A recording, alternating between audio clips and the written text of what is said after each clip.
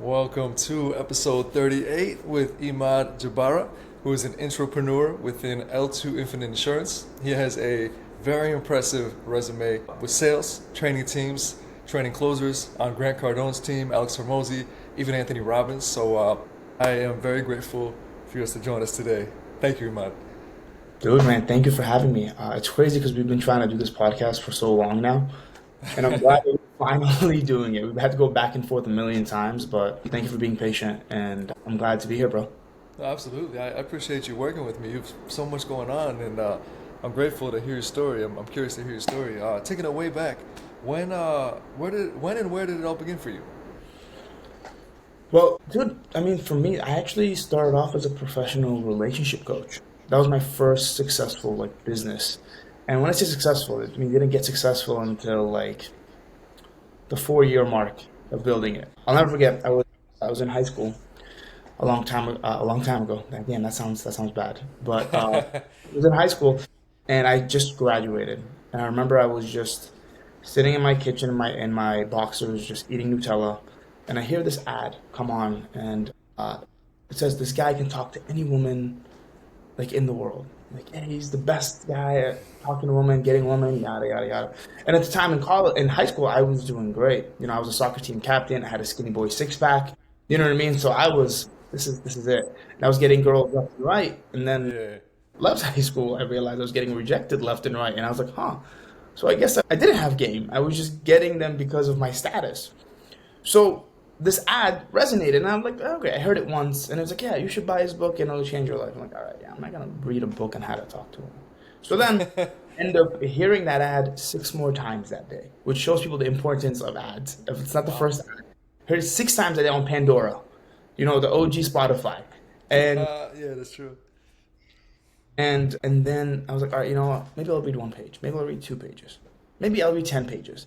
And those 10 pages ended up becoming 20 pages, which ended up becoming 30 pages, which ended up becoming the whole entire book. And then I realized, I'm like, holy shit, dude, I learned so much from this book. But then after that, I started reading other books, and then I realized again that that was actually one of the worst books ever written for dating. And I got into the real good sauce. So I went to college, and I was a freshman talking to the prettiest seniors, and I was bringing them back to the freshman dorms, and my friends were like, "Hey, man, like, no How you offense, doing it? how you doing it? Like, it's not bad looking, but you're also not the best looking." And I was like, "All right, well, you don't say it like that, but And I met as a joke. I said, "Hey, bring $5 and come to the common room tonight, and I'll teach you." Not thinking anything of it. They come to my door, knock on my door, like, "Yo, where you at?" And I was like, "What do you mean?" I was like, "Uh, give me 1 second." I run back, get my whiteboard, go to No way, you weren't even ready for it. You just did it. bro.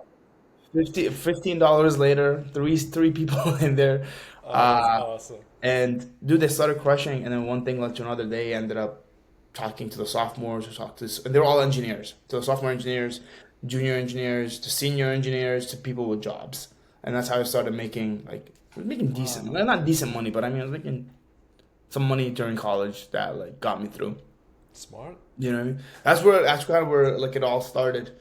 And then that ended up leading me to New York City, where then I actually worked with the biggest dating coach agency in NYC at the time. We scaled it to six figures. At the time, we scaled to six figures, which was big for me because I've never done that before. And then I ended up venturing on my own and building my own while still helping her because I like literally learned everything I needed to learn from building her company, which is another big thing, which kind of goes back to the entrepreneur. It's like a lot of people want to do it themselves, which I think is like I love it, but it's the dumbest shit ever. And A lot the of risk.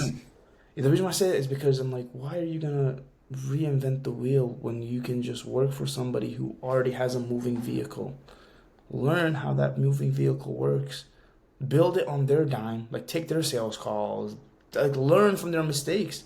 They're the ones sacrificing and what I mean losing, and just put it all. So then when you have your own stuff, you're like, oh, I dealt with this problem, or I know how to deal with this situation, and then you're not gonna lose as much money. But it's like a sense of ego where people just want to do it themselves. And I'm like, oh, I want to have a job. And I'm like, what do you have to show? Who are you? That's true. I'm just this. Yeah, like I work really hard. Okay, what else? A lot of people work hard. Doesn't make you a millionaire. That's true. You know? Yeah. So you scaled that all the way up and then had the opportunity to ultimately work for them and then help scale her company within. Yep. So basically, they brought me on. I scaled it up to six figures. which was a lot at the time. And then I built my own company. I was like, all right, I'm making this person so much money. I'm like, why don't I make it for myself? So then I made it for myself. And then I ended up getting reached out to by one of the top sales agencies in the world for Wow. high ticket closing. Huh. Then it's funny because when I got on the interview with them, dude, at the time I didn't have that many crazy sales. You know what I mean? Like I had just done maybe like 50K in sales, but I like trained the team to do, so I got on this interview and it was a group interview, dude. Like 6 people in there that were like, yeah, man, I've closed $500,000 just in the last 3 months. I've closed millions of dollars in the past in the past year. And I'm sitting here and I'm like, yep, I've done none of that. And I didn't even want to do it in the beginning. I was like, yeah, this sounds like bullshit. By the way, can I swear? I don't Oh know. yeah, yeah. No, of course. It's yeah. Yeah. And I'm like, dude, I don't want to be here. And then I realized, like, oh wow, I'm actually like the lowest, the lowest. My resume is the worst in this whole entire room. So in my head, I was like, you guys are like legitimate salespeople, and I was like, ah, I'm decent, you know. But it's funny because at the end of it all, I mean, I'm the one who got the job. So you can argue and say, who is the Wow. best salesperson in there? That's My amazing. numbers didn't show it, but my actions at the end did. What do you think was the reason why? Was it your personality, the way you talked to him, the way you carried yourself? Dude, I think I'm not gonna lie to you, man. I think dating coaching helped me really learn human interaction and human behavior. I became really good at sales without like I was developing all the right skills, but I needed like a system to like dial it in. And I think when I started learning sales, I started realizing, oh, this is how this works in dating. This is how this works in sales. You know what I mean? How they come together. But it's crazy because when I ended up working with them, I was really good at sales because I would have like maybe like 3 leads a month or 4 leads a month, which was insane because you had to close them to survive. It's not like you're getting a lot of leads. And like the people that were with me on the calls, they were getting leads, like 20 leads Wow. a So a lot of day. pressure. Yeah, they were getting 25 leads a week.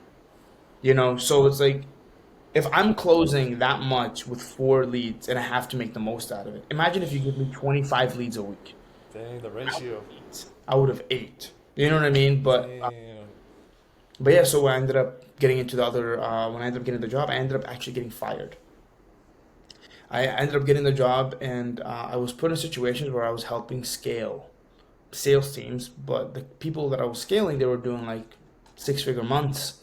And at the time, I've never experienced that. So for me, it was like, dude, it was like intimidating. So I'll get on this call and I'd be like, why are you hiring me when you are doing a lot better than me? And like, I had like a lot of imposter syndrome. Yeah. And I felt like shit. But then one thing that I knew that I was better than everybody else at the company was I was better at teaching. I was better at coaching. I was better at like coaching sales, but I I couldn't do a see. company scale.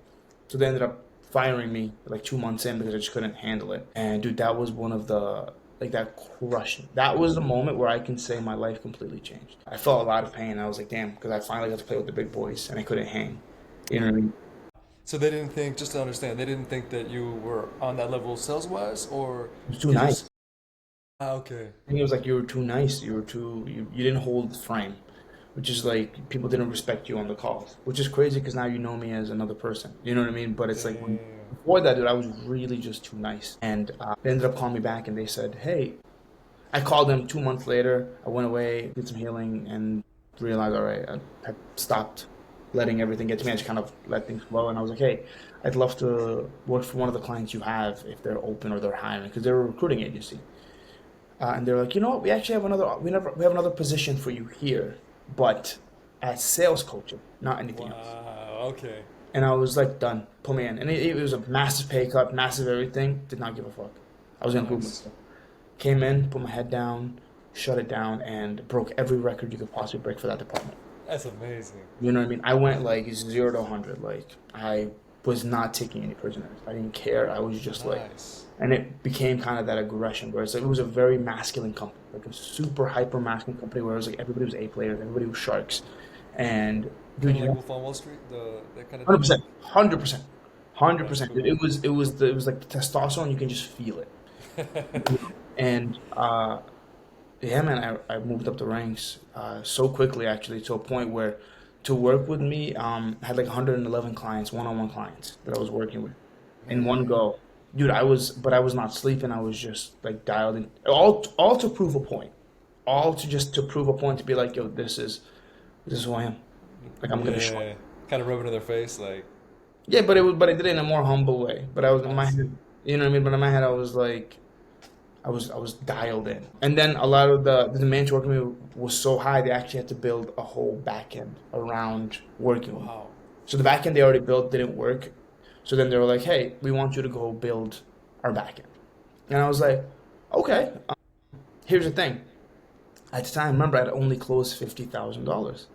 So I was training the best sales team, but I also haven't done it, but I understood it. I see. So I was put in a really bad situation because it's like you're one of the best sales coaches in the world at this point. You've trained big teams, but now they're telling you that you have to now sell a product where you're the one who's coaching the thing. It's a year-long mastermind. It's $24,000, Wow.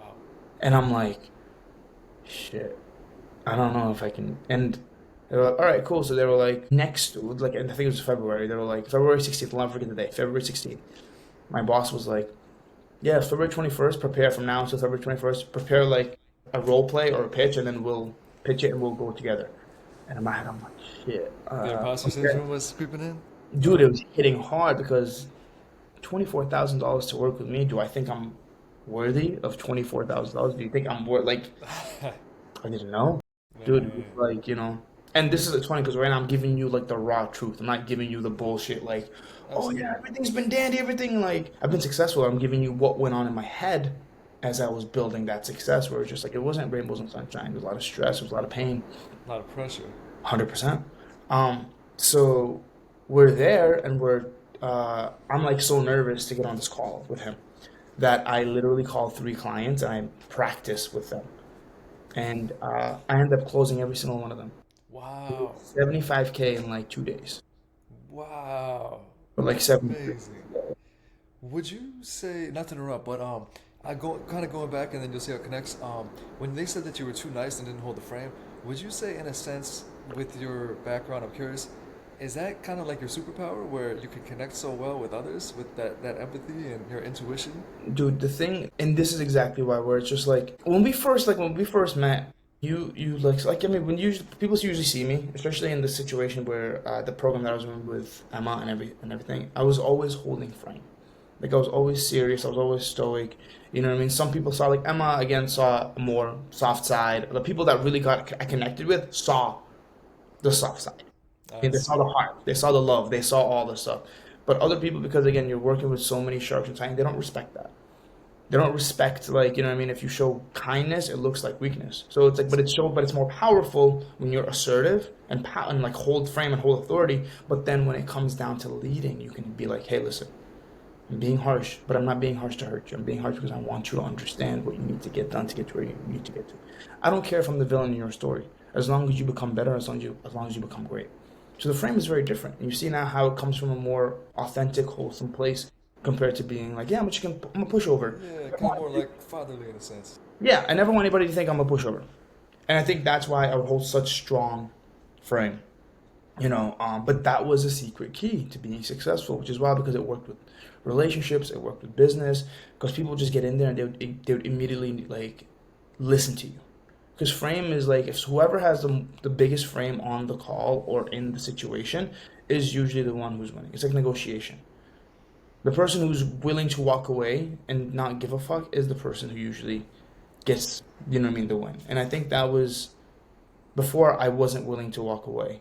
I was Ah, attached to please like me, please validate me, please tell me I'm great, please tell me all these different things. It bit me in the ass, they you sense know? that.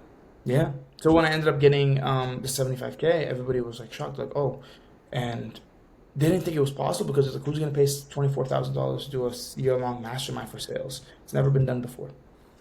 So I did it, and then, bro, I was on cloud nine. Then at that point, I think we closed like I think I took it from like 0 to 1.4 million in 3 months. Whoa, three I sold months, sold 0 to 1 point. That's sold the fuck out of it, crazy. bro. But again, it's all based on imposter syndrome. Like I was just so afraid. But in that moment, I was becoming better. I was growing. I was becoming a savage. I was fucking like just dialing it in, and it's crazy because every time I helped train those sales teams, I was learning because even though I was doing role plays, I was just learning every single experience, learning how to navigate with every single problem. So it just automatic. When I get objections, like yeah, whatever. Just flows. Yeah, because I already knew. I already knew how to deal with it. That's awesome. Yeah, so it's like it's funny how like it accidentally fell into my lap, obviously through hard work, but I didn't realize I was doing the hard work. It's like you were subconsciously doing it because it just felt like yeah, you were just hustling. I see. That's amazing. Yeah, Funny yeah. how life kind of goes, it never goes the direction you think when you're open to it. Wow. So then after that, that led you to where you are now, basically? Or Yep. After that, once I did that, then I think one of Alex Hormozi's acquisition.com partners, one of their portfolio clients, three of his closers and his sales manager were all trained by me. wow.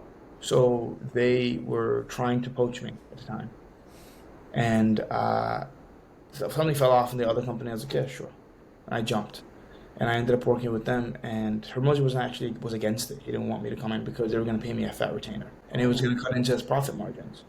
So Oh. so the guy ended up he went against Hormozi and then brought me in. And he was like, yeah, dude, I don't care. I'm gonna still bring you in. I've seen what you've done for these other companies, and we need you to do exactly what you did that. Yeah, it's a And smart move. within 2 weeks, I tripled their revenue and cash collected. Their best month under Hormozi, I think, for the back end, not for the, but for the back end was 22K, which was not which was atrocious. And within 2 weeks, we took it from 22K to 60,000 or 59,000 to be Yeah. exact. Wow. Short amount of time, too. Yeah, 2 weeks. Man, what is your secret? You just I know whatever you want to share in regards to. I know a lot of people are gonna be curious. So I'm curious myself to ask a couple questions with sales.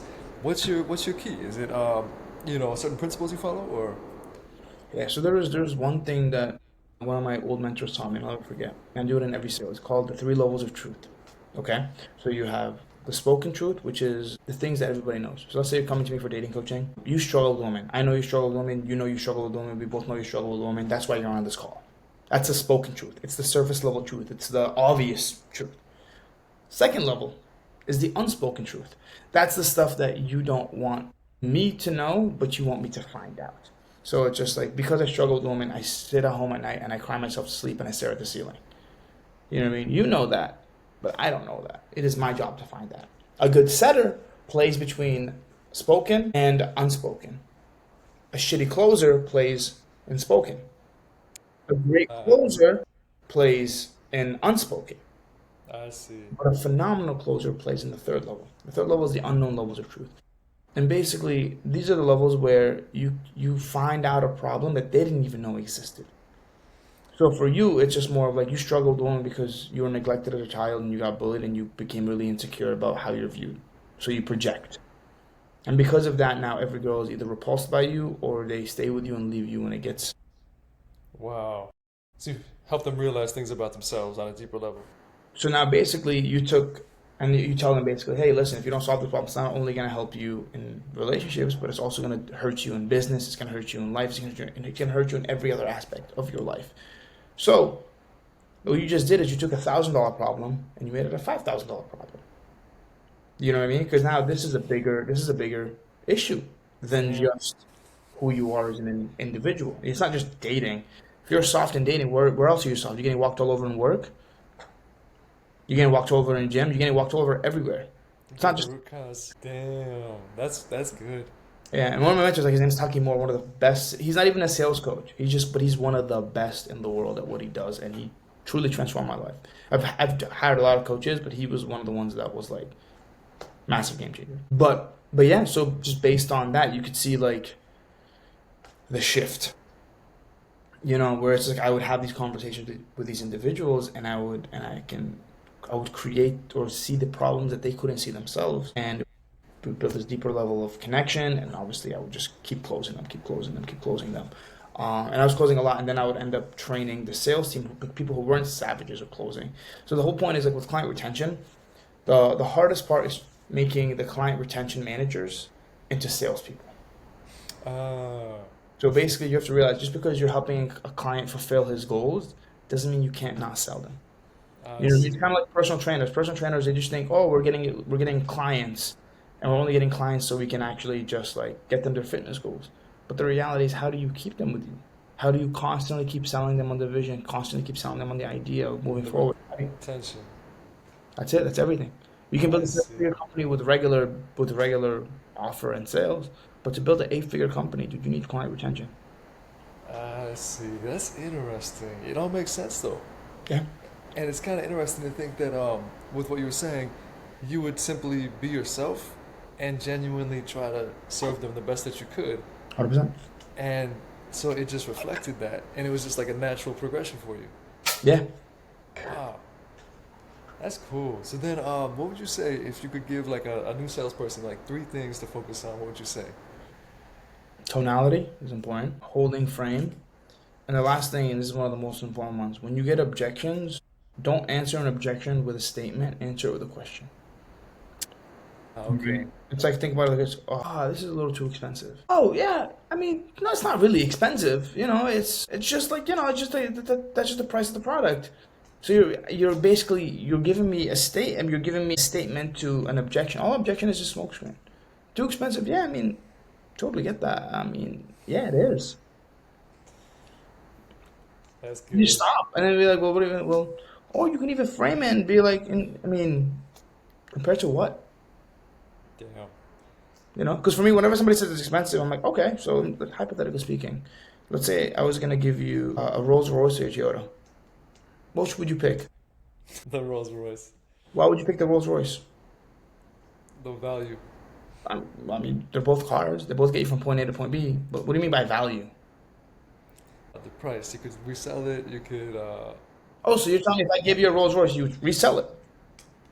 No, but it's just more value than that's why. Why is it more value? They're both cars. What makes it more valuable? That's true. Perspective. Yeah, but like I'm asking you, what makes it more valuable? I would say the not necessarily with the reliability, but more so the monetary So, standpoint. so what you're saying is the price. So you're saying that something that's more expensive is more valuable. Damn. I mean, hey, look, I'm just asking you the questions, and I'm not trying to, what I mean. Damn. So you should. According to, how about more resources? So Rolls Royce would provide more resources to work with. Like if I wanted to, I could keep it, sell it, trade it in, more perceived status. Yeah. So end of day, basically, what you're telling me is, if this is too expensive, you want to get the Toyota. Damn. But hey, listen, is a Rolls Royce ever gonna beg you to buy it? No. No. You walk into a Lamborghini store, you can't afford it, they'll laugh at you. They'll laugh at you out the door. You know what I mean? I'm not gonna laugh at you out the door, but mentally, you know what you're doing. I see. Huh. No, that's interesting. Yeah, the reframing and providing that perspective. The stories, bro. Storytelling. People deal with objections at face value. Play with it. Story. I got one for like if somebody comes to me and says, you gotta pray on it. Or they're super Christian or they're super religious. I was telling them, hey, have you ever heard of the story of the drowning man? I think I have, but I can't remember the exact details. What was the story again? So a long time ago, there was a man who was drowning in the ocean, and he was praying. He's like, God, please send me somebody, anybody. I remember this. God, come save me, come save me. So a boat comes and tries to save the man. The man said, no, I'm good, I'm drowning, but I'm okay. God's gonna come and save me. Okay. He goes. Another boat comes by, tries to save him. I'm good. God's gonna come and save me. Like we're good. Man dies, goes to heaven, and he meets God. He's like, God, why didn't you save me? He's like, I did. I sent you 2 boats, and you still said no. And in life, Yeah. we expect God to send us this nice little present with a nice little bouquet, nice little ribbon, Packaged up for us. exactly the way we want it. But the reality is, God sends us a nail, a hammer, and a piece of wood. And he's like, all right, build what you got to build. I sent you those tools, build it. So right now, John, you're in the water and you're looking at your boat. What are you going to do? Are you going to hop on or are you going to wait to drown? That's true. Gotta put the work in. Take advantage of the resources around you. Yeah. Take But you action. see the reframe now for religious people, now it resonates differently because you're like, you put it in that specific situation. And this can only be learned once you've done so many sales calls, you've heard it all, and you've sat there and you've obsessed about how you could have dealt with it. I can't tell you when I get no's, I'm like, fuck, how could I have done this? And I literally will sit there and I'll obsess about finding out an objection. Like, how can I get, what story could I have used? Wow. And I'm never gonna go into this again. And I'll do it again, and I'll use the objection handling thing, and it'll usually work. So you are, depending on the person's like personality, you either kind of connect emotionally or basically just cater it based on intuition and experience, in a sense. So to Yeah. reframe, so it's the same message. It's just getting it to them so they understand on their level. Yeah. Huh? That's cool. That's awesome. It's so much intuition and just being perceptive and like knowing how to connect with them. It's listening, bro.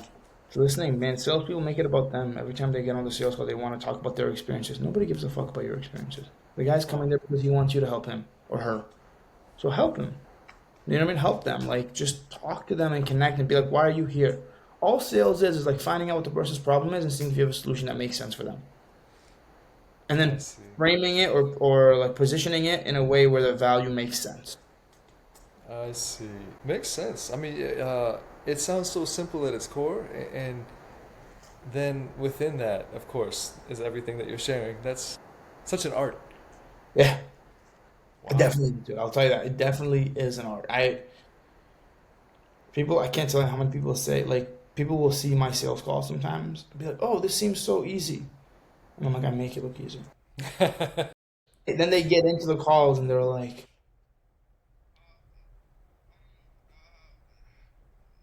Damn. I thought it was easy. You know what I mean? Dealing with the pressure. It's like when you have a real human in front of you giving you these objections. It's a different Yeah, game. You got to think on your feet. that's awesome. It's a very humbling experience, but years and years of practice. Yeah, no, it's amazing what you've accomplished, and it's such a good skill to have. I mean, you could work within any company. Every single company needs sales team, trainers, all of that. Yeah, but if I lost it all, I can just go and become a closer and then get back. That's true. Yeah, job security. What's your fundamental why? What drives you? Did you? I know you told me before you had humble beginnings, and what is your why?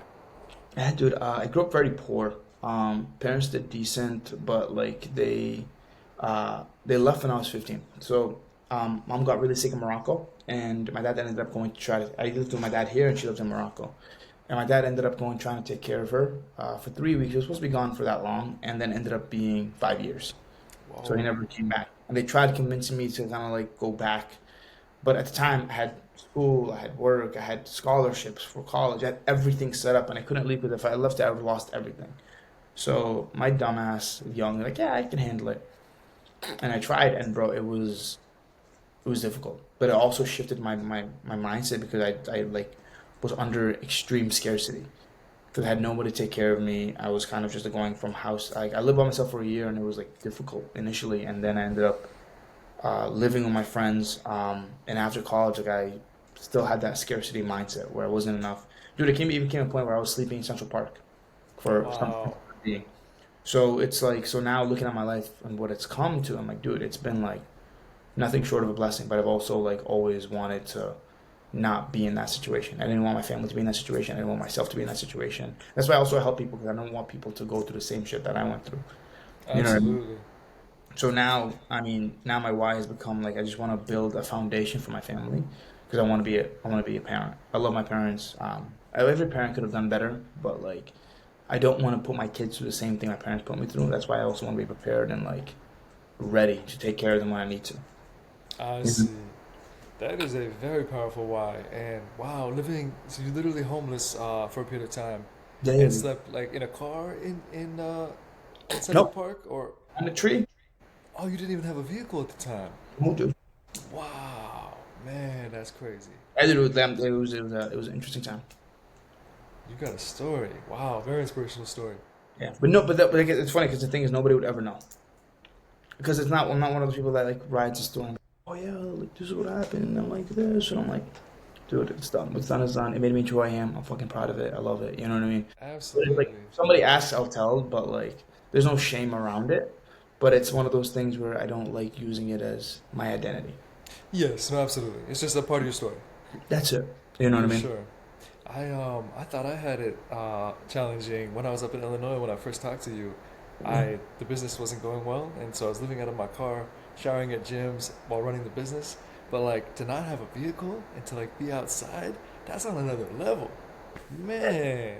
I would go back and forth from like Boston to New York, and I would sleep on the bus, and I would sleep on the thing. And then my friend, when I would be back in Boston, he would have I would be in his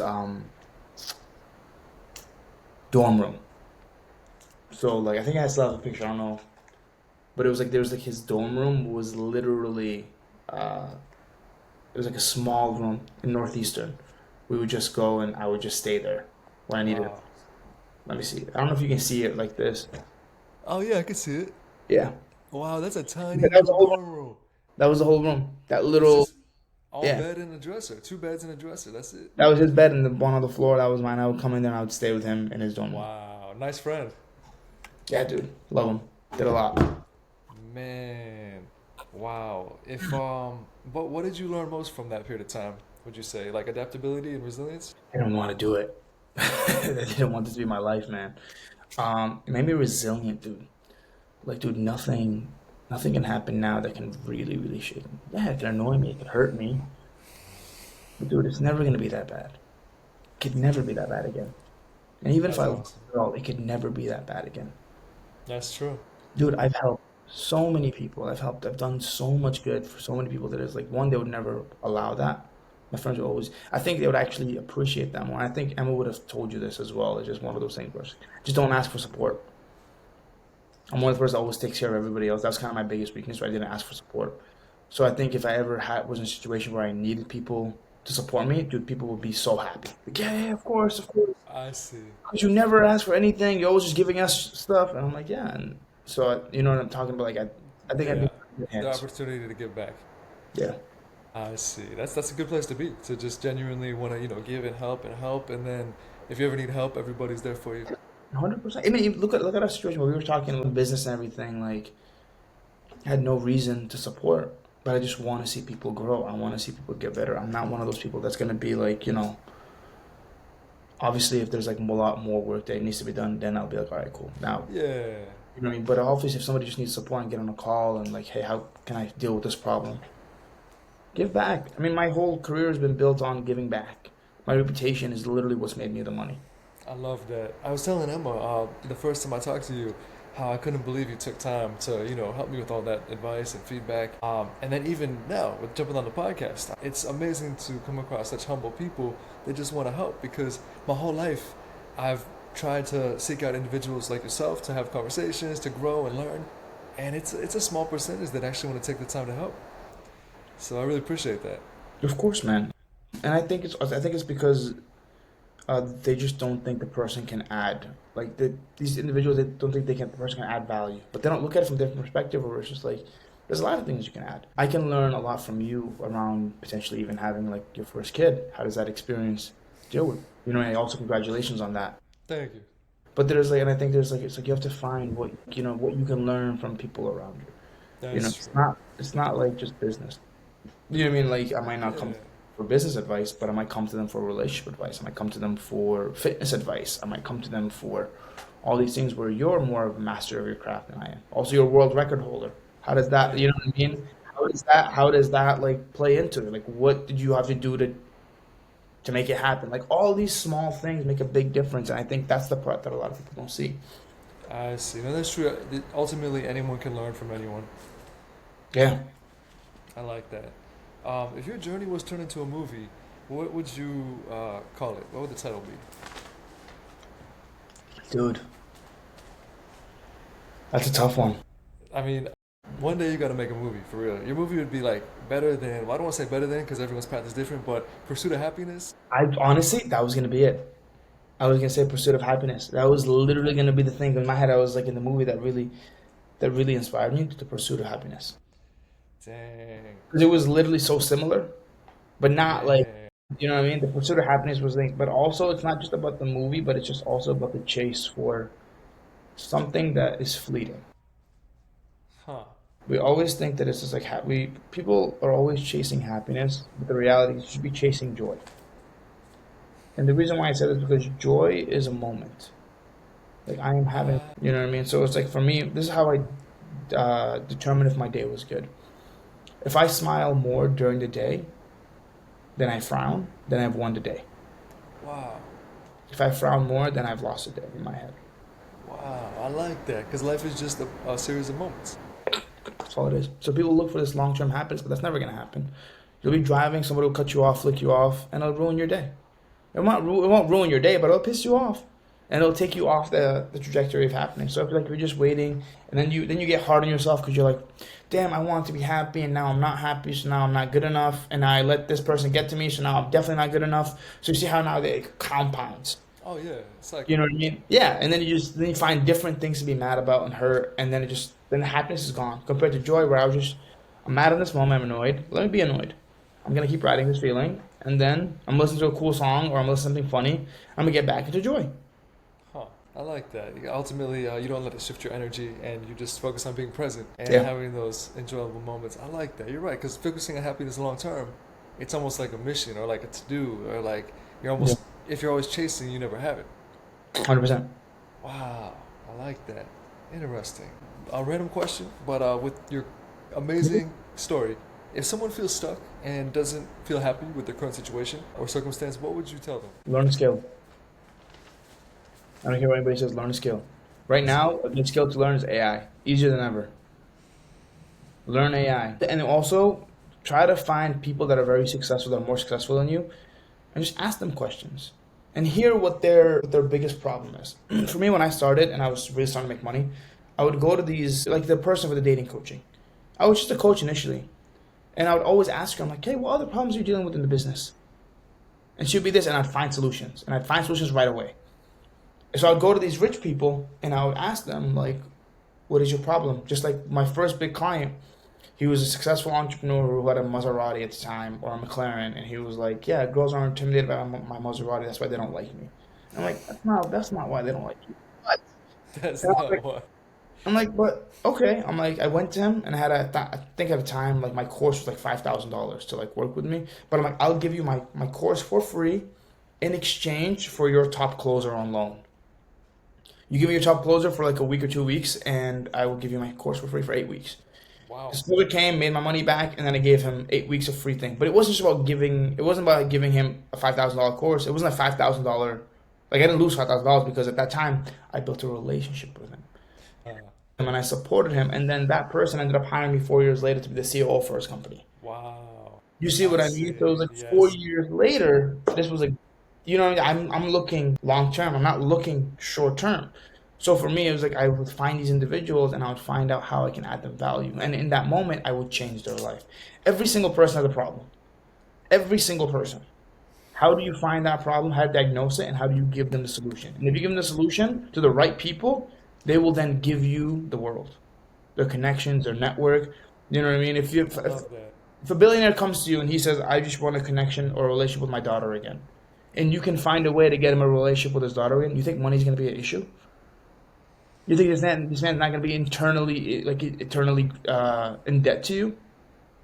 And not because you want to do that, but you get what I mean. It's like Oh this. yeah, yeah, absolutely. It's You the solve. value you Yeah, solve. because the value is more to something might seem small to you, but it's huge to them, in a There you sense. go. I see. Wow. No, that's powerful. Very powerful. Um, if you could go back and give your younger self a piece of advice, like let's say 15 years ago, Yeah. what would you tell your younger self? Be patient. It's all gonna work out. That's like I feel like that's the most important thing. Yeah, be patient, dude. I'm like, dude. There's so many times where I didn't think where I thought it was gonna be all over, and I thought this was it. And looking back, I'm like, dude, in a million years, I would have never expected my life to be where it is right now. No That's way, no. amazing. Yeah, That's no way, amazing. no. And I don't even know where my life's gonna be in the next 10 years. I know for a fact it's not gonna be here. Something always happens, dude, in my life. Something always happens. You know what I mean? So just be patient. I like the way you say something always happens where it sounds like you're, correct me if I'm wrong, living the moment, following your heart, and just doing your part and just letting things unfold instead of trying to control life. Dude, every success in my life has been a joke. Literally, it went from a joke with being my friends to come to the common room and bring $15. A joke, 50. That was like literally that's what took me to dating coaching, and then I did a little bit of modeling and acting. As a joke, my friend told me, and I blended some of the. I walked New York Fashion Week. I like did brands like New Balance. Like I did Wow. so many. You know what I mean? But it's again as a joke from a friend. then getting into sales. Never wanted to get into sales. It's always a joke. I just give something like, fuck it, what's the worst that can happen? You know what I mean? Everything has been like, I don't have these big crazy goals. I have maybe monetary goals, but it doesn't have to be in a specific way. I just literally flow with the universe. Like, even being a COO of a Medicare company, bro, what? Yeah.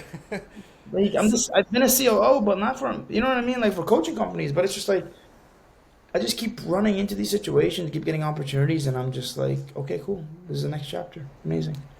so cool because that you're the perfect example of how we all should live our lives. Like I would always try to control everything, and finally, in recent years, I was just like, all right, leave it up to God's hands. I'm just gonna live life, see what life takes me, and it's so cool to see that's what you've done your whole life is just let things unfold for you, and I love the mentality. It's so Yeah, cool to see how that plays out. I appreciate it. That's awesome, man. If do you have any morning rituals or anything that keeps you, are you very strict with that? No? I used to, not anymore. I'm just slacking on it. You should have like, you know what I mean? I used to do my morning walks a lot, but now my meetings are all at the time that I would do my morning walks. And I'll be honest with you, I don't want to wake up earlier. And also, like, I'm in a new relationship as well right now, so because of that, I'm not getting as much sleep as at the beginning phases of a relationship, you don't get sleep. Yeah. You know what I'm talking about. Yeah. So it's just one of those things where you stay up all night, you're talking, you're doing all this stuff. So it's just Yeah. like once we I know what pass, you mean. you know what I mean. So it's just like Said we it in get the most innocent way. yeah, yeah, yeah. Yeah. No, but it's true. It's true. I mean, it's just like the reality is like there's a lot of talking. Yeah. Genuinely, genuinely. This is not like getting to know each other. It's a lot of getting to know each other in Yeah, that stop, bro. process. You're making it worse. Stop. Stop. Don't do this to me, bro. We had a wholesome, clean conversation. Don't take it there, John. You're the one that said that you don't get to sleep though. I'm I'm gonna just text playing. Emma and be like, yo, control your man. Oh man, that's funny. No, that makes sense though. And so you're kind of just adapting to the chapter, your lifestyle. 100%. Yeah. I see. If you could, random question, if you could put up a billboard with one message, like mindset, whatever message you want to the world, what would you say? It's a good question.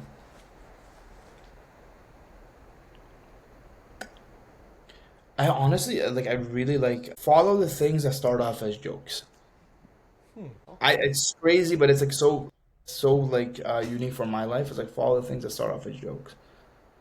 Anytime I like that. something sounds like an experience or like a plot, do it for the plot. That's Do it for the really plot. do it for the plot. I think that would be it. I Do it for like that. do it for the Do plot. it for the plot. One of the big Basically, oh, oh, go for it. sorry, no, I was just gonna say, sorry, you never know where life's gonna take you, in other words. Do it for the 100%. plot. One of my biggest goals was I want to be uh, a dad or a grandpa with the best bedtime stories. That's it. That was my goal. If I can create a good bedtime story, we're doing it.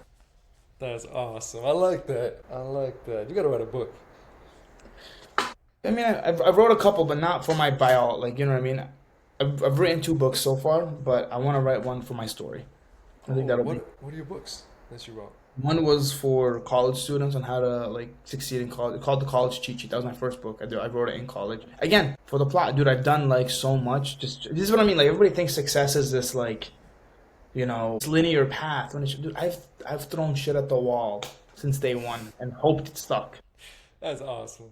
And that book, dude, it's horrible. I hate it. Literally, because I had some typos left and right, missing like it was just so bad. But it did well. It sold well because people just loved me and supported me. And the second book I did was a dating coach for women, for a dating book for women, and that book did really well. That one was That's awesome. a really solid one. But now if I write one, I'm gonna write one for my story. Like you know what I mean? Yeah, no, absolutely. You've got such an inspirational story, for sure, man. With fitness, since fitness is holistic, has that played a big part in your life? Just being active, with the mental, physical benefits? Yeah, dude, I love martial arts. So Oh, I've I been didn't know very that. big into like Muay Thai, Krav Maga, kickboxing. You know what I mean? So I've been doing that a lot, and then I was more. Yeah, I think right now I've been kind of taking like a little break. I'm not as Okay. even but before I went from like 8 months straight just building my body to like be a savage. But now I'm just kind of like with everything with the new. I just moved to a new apartment. I just again new relationship. All these like and new company. Like there's Wow, so many, everything. everything is just new. So it's like I'm leaving past behind, and it's just like I'm adjusting to a new lifestyle. Nice. That makes sense. You stepped into an entirely new life in a sense. Yeah. Wow. So it's just adjusting, and I think that's why I haven't had as much time. And I know it's an excuse, but like I lift for my ego. Like if I see them really getting out of shape, then I go and I lock in for 8 months, get jacked again, and then now I'm bulking. Bulking. I'm bulking. Hey, when people say, "Yeah, I'm bulking," I'm like, dude, no, you're just getting fat. But like, Hey, winter's coming up, so good timing. yeah, that's what You it is, know, bro. cold in New York. But yeah, dude, fitness is big. It wasn't like a massive part of my life, but I grew up playing sports. So I've never really looked at fitness as something like I've always been in good shape. I've always been like, it's never been something that I've been really self-conscious about. I've always had a good body, you know, I see. and I've dialed in. I think it was funny because this year I like transformed my body in like 4 months Whoa. from like going zero to like washboard abs, everything. My friends were like, dude, how'd you like do that? I'm like, guys, there's a reason why I live in a penthouse.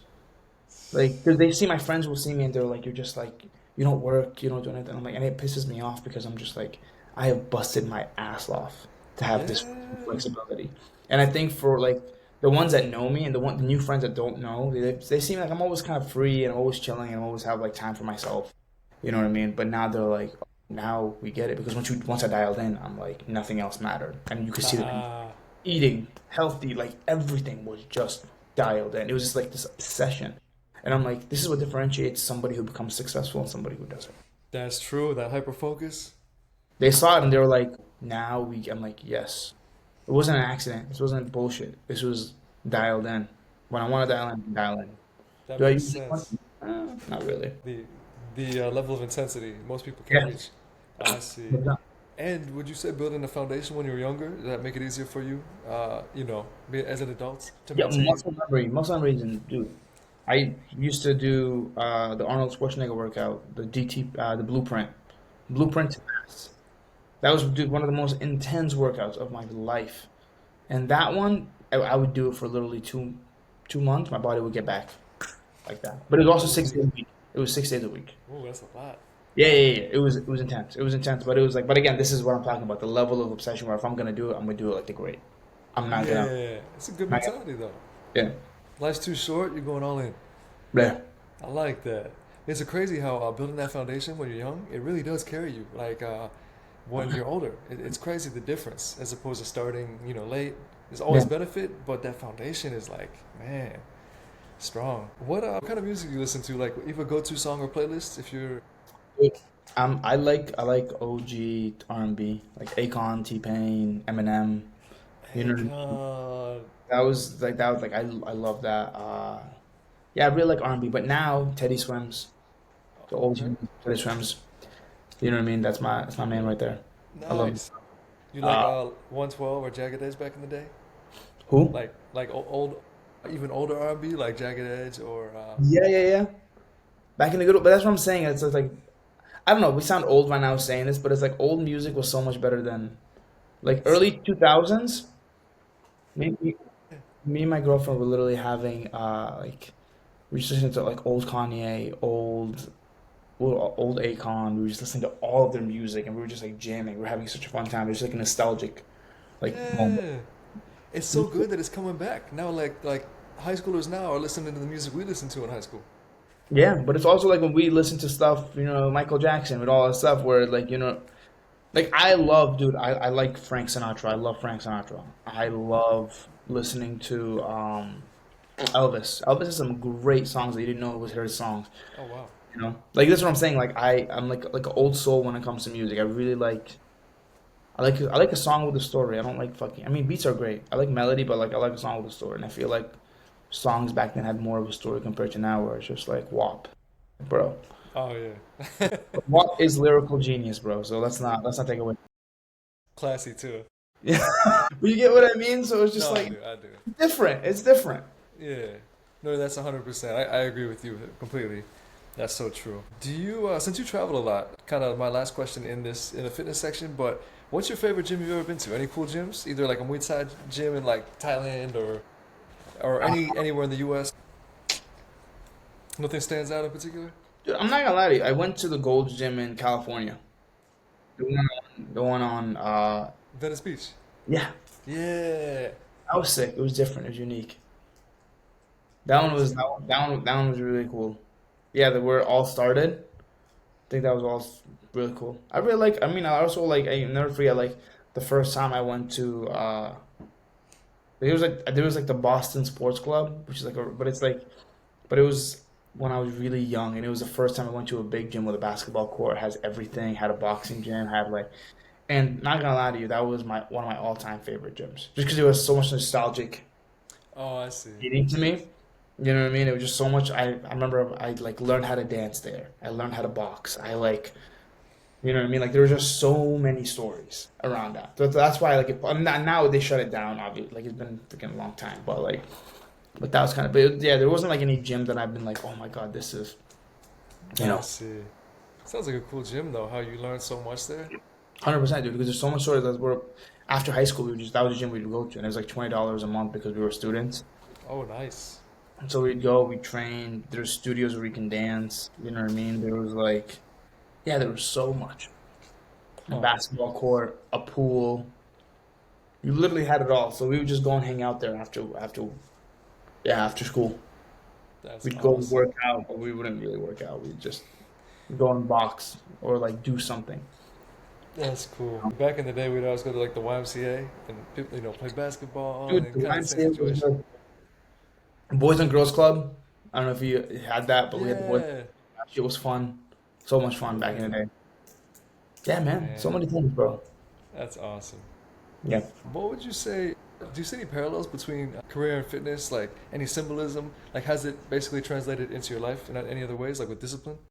If you're disciplined in fitness, you're gonna be disciplined in business. The way you do one thing is the way you do everything. That is true. That is very true. I think Okay. fitness is good for discipline.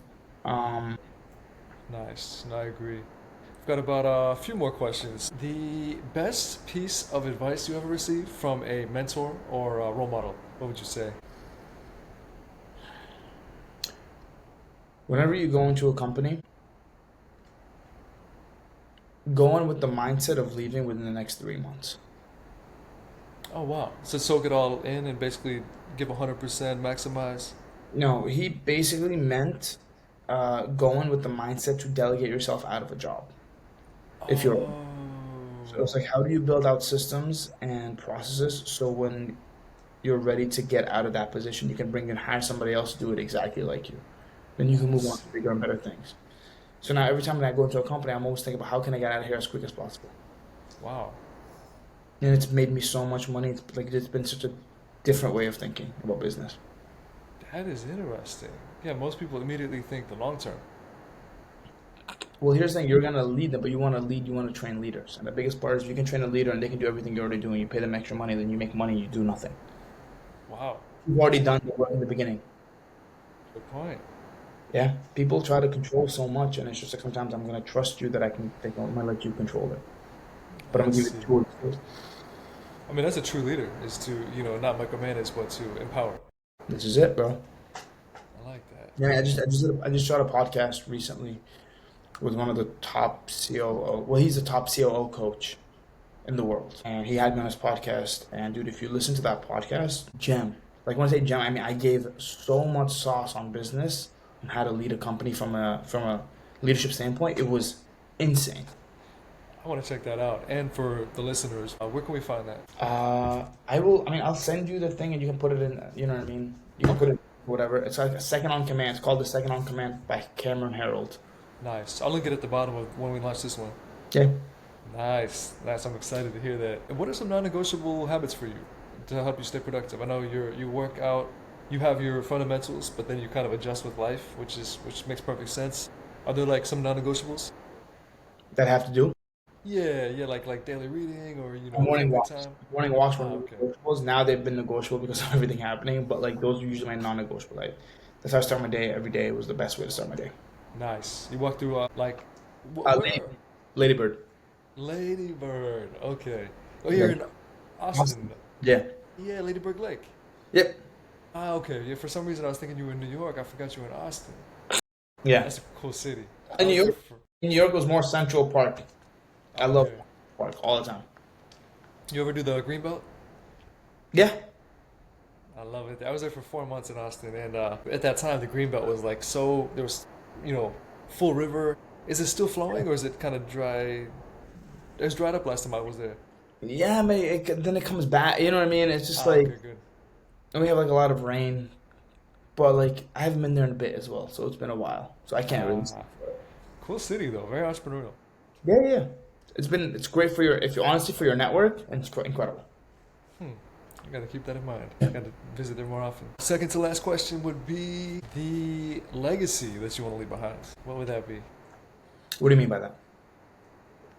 More so, like when you know, I know you want to have a family soon, and when you basically pass on, what you want to leave your family with, in regards to legacy. Like, what do you want them to remember you by? Kind of a morbid question. Honestly, just being a good dad. Okay. I'm really, I mean, yeah, I can have businesses, but I'm like, I mean, cool. You know what I mean? But if I'm a good dad, I'm happy. I'm chilling. That's awesome. Yeah. You focus on what matters. That's all I really care about.